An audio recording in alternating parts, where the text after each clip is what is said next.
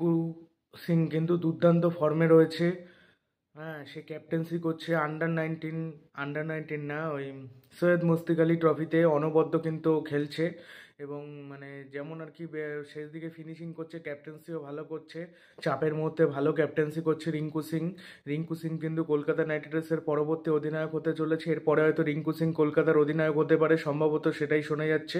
এছাড়া এটাও শোনা যাচ্ছে যে রাসেল যেহেতু পুরোপুরি ফিট না, রাসেলকে নাকি পুরোপুরি প্রথম থেকে খেলানো হবে না। এটাও আমরা দেখতে পারি, রাসেলের পরিবর্তে হয়তো রমম্যান পাওয়েলকে খেলানো হতে পারে। রাসেল যখন অ্যাভেলেবেল না থাকবে তখন কিন্তু রমম্যান পাওয়েলকে খেলানো হতে পারে, এটাও আবার হতে পারে। রাসেলও খেললো আবার রমম্যান পাওয়েলও খেললো, এটাও কিন্তু হতে পারে। ওই জায়গায় তিনজন পেসার খেলানো হলো, ওমরান মালিককে তিনজন ইন্ডিয়ান পেসার খেলিয়ে দিল, এটাও কিন্তু হতে পারে। ইডেনের পিছে এরকমও কিন্তু হতে পারে, কি হবে সেটা এখনই বোঝা যাচ্ছে না। তবে রিঙ্কু সিং আমার ভাবলেই কেমন লাগছে, রিঙ্কু সিং যখন ফর্মে থাকবে তখন একেবারে আলাদাই ব্যাপার হবে। রিঙ্কু সিংয়ের ফর্মে থাকাটা খুবই জরুরি। রিঙ্কু সিং ফর্মে থাকলে কতটা খতরনাক হতে পারে, খতরনাক ব্যাটিং করতে পারে সে, সেটা আমরা কিন্তু এর আগে দেখে নিয়েছি। এইবার আমরা দেখে নেব যে সে কীরকম ব্যাটিং করে। ঠিক আছে, এবার যদি রিঙ্কু সিং সেখানে ব্যর্থ হয় সেটা আলাদা ব্যাপার। রিঙ্কু সিং ও মানে যে ভালো খেলবে, এটা লেগ সাইডে খুব স্ট্রং, অফ সাইডে একেবারে সমস্যা, মানে ওয়াইড ইয়র্কার করলে বাইরের দিকে একটু সুইং করালে তার একটু মারতে অসুবিধা হয়, কিন্তু লেগ সাইডে খুব স্ট্রং রিঙ্কু সিং। অফ সাইডে একটু ভালো খেলতে হবে, কভার ড্রাইভ ভালো খেলতে হবে। ভেঙ্কটেশ আয়ার তো কলকাতা নাইট রাইডার্সের অধিনায়ক হওয়ার কথা, কিন্তু মাঝখান থেকে মনে হয় অজিঙ্ক্য রানি ক্যাপ্টেন্সি নিয়ে নেবে, তার কারণ সে সৈয়দ মুশতাক আলী ট্রফিতে ভালো খেলেছে, তার যেহেতু অভিজ্ঞতা রয়েছে সেই জন্য কিন্তু সে কিন্তু কলকাতা নাইট রাইডার্সের অধিনায়ক হতে চলেছে। সেটা আমি এর আগেও বলেছিলাম, আবারও বলে দিলাম। আর হার্ষিত রানা তো ভারতের হয়ে খেলে, হার্ষিত রানা তো ভালো খেলবেই, হার্ষিত রানা ভালো খেলবে, তার কারণ হার্ষিত রানা যেরকম লেভেলের প্লেয়ার, যেরকম লেভেলের বোলার, সে ভালো খেলবে। আরও কয়েকদিন খেললে আরও পরিবর্তে ভালো খেলবে। মানে তিলক বর্মা দুর্দান্ত ফর্মে রয়েছে, মুম্বাই ইন্ডিয়ান্সের জন্য এটা একটা সুখবর। মুম্বাই ইন্ডিয়ান্স, কলকাতা, এগুলোর জন্য সুখবর, তার কারণ তাদের কিছু কিছু প্লেয়াররা ভালো ফর্মে রয়েছে। ঋতুরাজ গায়কোয়াড় একটা না দুটো ম্যাচে যেন ভালো খেলেছিল সৈয়দ মুশতাক আলী ট্রফিতে।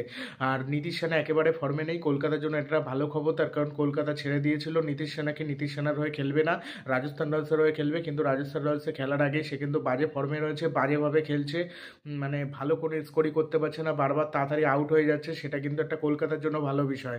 এবার অনেকে বলতে পারে যে কলকাতার সময় ঠিকই ভালো খেলে দেবে, মানে কলকাতার হয়ে, মানে কলকাতার বিপক্ষে যখন খেলবে তখন ঠিক ফর্মে চলে আসবে। এটা হতেও পারে, বলা যায় না, খেলার বিষয়ে তো এখন হয়তো ফর্মে নেই, পরে হয়তো ফর্মে চলে আসতে পারে। তবে নীতিশ সেনা অনেক খেলে কম, আইপিএলে খেলে বেশি, তারপর পরে ফর্মে আসে। অন্য প্লেয়াররা যেমন খেলে কিন্তু খেলার মধ্যেই থাকে না নীতিশ সেনা, এর আগেও তাই ছিল। এই জন্য কলকাতার ওই ধারাবাহিকভাবে পারফরমেন্স করতে পারতো না, আর একটু ভালো পারফরমেন্স করলেও করতে পারে। তিলক বর্মা যেমন ধারাবাহিকভাবে রান করছে, সেরকম আর কি। নীতিশ সেনা অনেক বছর ধরে কলকাতায় খেলেছে কিন্তু অতটা ভালো খেলতে পারেনি, ওর থেকে ভেঙ্কটেশ আর বেশি প্রিয় হয়ে উঠেছে। 21 সালে একা হাতে বেশিরভাগ ম্যাচ বের করে দিত। আগেরবারও বেশ প্রথম দিকে ফর্মে ছিল না ভেঙ্কটেশ, আর পরে কিন্তু ফর্মে এসেছিল, আর সে একটা অলরাউন্ডার। আর নীতিশ সেনাও অবশ্য বল করতে পারে, কিন্তু নীতিশ সেনার থেকে ভেঙ্কটেশের উপর আস্থাটা বেশি দেখিয়েছে, একমাত্র চন্দ্রকান্ত পণ্ডিতের জন্য। আর ইডেন গার্ডেনে যেসব ম্যাচ হবে সেখানে শোনা যাচ্ছে ওমরান মালিককে নাকি বেশি খেলাতে পারে।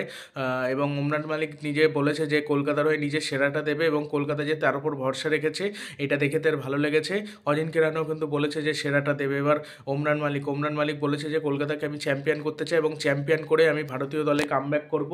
আমি টি-20 সামনে যে টি-20 ওয়ার্ল্ড কাপ রয়েছে সেই টি-20 ওয়ার্ল্ড কাপে খেলতে চাই ভারতের হয়ে।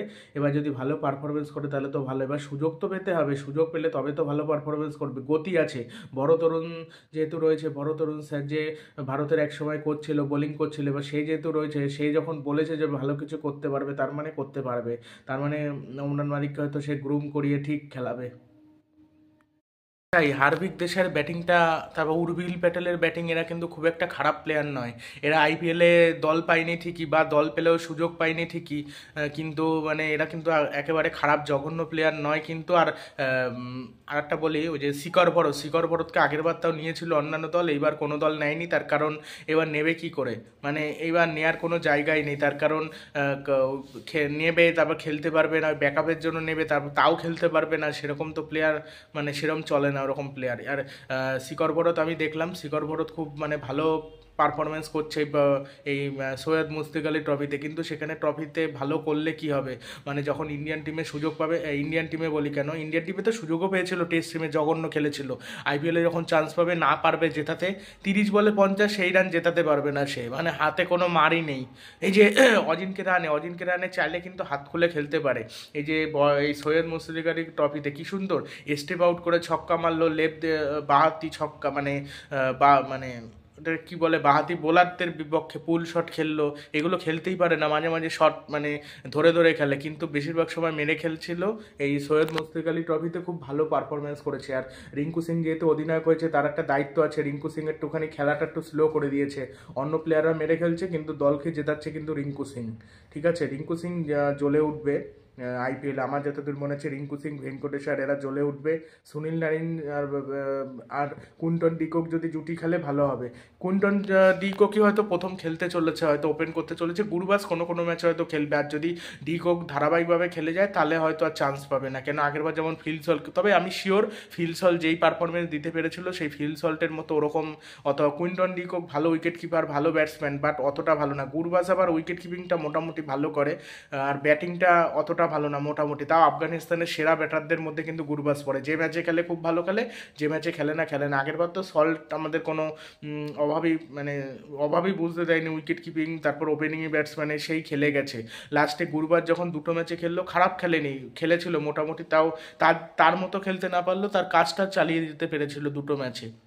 এরকমও যদি চলে যায় তাহলেও কোনো সমস্যাটা হবে না। দেখা যাক এখন কি হয়, কি হতে চলেছে দেখা যাক। তোমাদের মতে কি মনে হচ্ছে 2025 আইপিএলে কী হতে পারে, বা কোন কোন প্লেয়ার ভালো খেলতে পারে, সেটা অবশ্যই কমেন্ট বক্সে জানাও। আর আমি চাই পৃথ্বী শাও কোনো না কোনো দলে যাক, পৃথ্বী শাও কোনো না কোনো দলে যাক, অন্তত সুযোগ পাক, সুযোগ পাওয়াটা অবশ্যই দরকার। পৃথ্বী শাও নিজে আবার নতুনভাবে ফিরে আসুক, তবে তার ফিটনেসের অবস্থা খুবই খারাপ, না পারে দৌড়াতে। এবার অত যদি ফিটনেস খারাপ থাকে তাহলে নেবে কি করতে তাকে, সে একজন ক্রিকেটার, এবার সে যদি তার যদি একেবারে জঘন্য ফিটনেস থাকে তাহলে আবার সমস্যা, প্রচণ্ড বাজে ফিটনেস, ওই ফিটনেস নিয়ে খেলা যায় না, সত্যি কথা বলতে প্রচণ্ড বাজে ফিটনেস, মানে ফিটনেসটা ভালো করতে হবে পৃথ্বী শাও, তবেই তো ভালো হবে, না হলে তো সমস্যা না। আর এর আগে অনেক ভিডিও বানিয়েছিলাম কলকাতা নাইট রাইডার্স রাজস্থানের মধ্যে কে শক্তিশালী, কলকাতা ও চেন্নাইয়ের মধ্যে কোন দলের বিধ্বংসী একাদশ, এগুলো সব দিয়েছিলাম ভিডিও, এখন আর ওইসব দেওয়ার নেই, জন্য মানে এইগুলো মোটামুটি আপডেট, ঠিক আছে, যেগুলো আপডেট পেলাম ওইগুলো দেওয়ার চেষ্টা করলাম। আর একটা জিনিস বলে রাখি যে ট্রেড উইন্ডোটা খুলতে পারে জানুয়ারির শেষ দিকে বা ফেব্রুয়ারি শুরুর দিকে, বা এটাও হতে পারে আইপিএলের কয়েকদিন জাস্ট আগে খুলে দিলে, এটাও কিন্তু হতে পারে। এবার কোন সময় হবে অ্যাকচুয়ালি সেই টাইমটা বলা সম্ভব হচ্ছে না, ওইটা আমি আন্দাজ মতো বললাম যে ওরকম টাইমে হতে পারে, হয়তো ওরকম টাইমে হওয়ার সম্ভাবনা রয়েছে। এখন দেখা যাক কোন টাইমে ট্রেড উইন্ডো খোলে, ট্রেড উইন্ডো খুললে অনেক বড় বড় প্লেয়ার কিন্তু ট্রেড হলেও হতে পারে, বা টার্গেট করতে পারে, রাজি করাতে পারে অন্য দলগুলো যে তুমি আমার দলে চলে আসো, এত টাকা তোমাকে দেবো এক্সট্রা, বা এরকম টাকা পাবা, এই দলে চলে এসো। অনেকে কিন্তু এরকম চেঞ্জ, যেমন হার্দিক পান্ডা মুম্বাইতে যেভাবে এসেছিল ওরকম কিন্তু ক্যামরন গ্রিন এক দল ছেড়ে এক দলে যেরকম গেছিলো, এরকম কিন্তু হতে পারে, আমি আগে থেকে বলে দিলাম, ঠিক আছে। চেন্নাই সুপার কিংস মোটামুটি ভালো দলই বানিয়েছে, এবার এই ভালো দল নিয়ে পারফরমেন্সটা করতে হবে ব্যাস। সানরাইজার্স হায়দ্রাবাদের দলটাও ভালো লাগছে, সানরাইজার্স হায়দ্রাবাদের দলটা দারুণ শক্তিশালী, বিদেশি দল ইন্ডিয়ান, আর নীতিশ কুমার রেড্ডি যা ফর্মে রয়েছে, নীতিশ কুমার রেড্ডি এই যে বর্ডার গাভাস্কার ট্রফিতেও অল্প অল্প রান করেছে, বাট খেলেছে তো ভালো, তো খেলেছে, হাতে ল্যাপ শট খেলতে, কত ধরনের শট খেলে, স্কুপ শট খেলে অনবদ্য, ফাস্ট বোলারের বিরুদ্ধে স্কুপ শট মানে অবিশ্বাস্য। নীতিশ কুমার রেড্ডি সেরা সেরা ব্যাটিং লাগলো। মানিশ পান্ডে কলকাতার একাদশে সুযোগ পাবে নাকি এটাই দেখা যাক। তোমাদের কি মনে হচ্ছে, মানিশ পান্ডে কি একাদশে খেলবে কলকাতার? আমার যতদূর মনে হয় খেলবে না, আঙ্ক্রিশ রঘুবংশী খেললেও খেলতে পারে, তবে যদি আবার অজিনকে রাহানে খেলে সেক্ষেত্রে আবার চাপ হয়ে যাবে।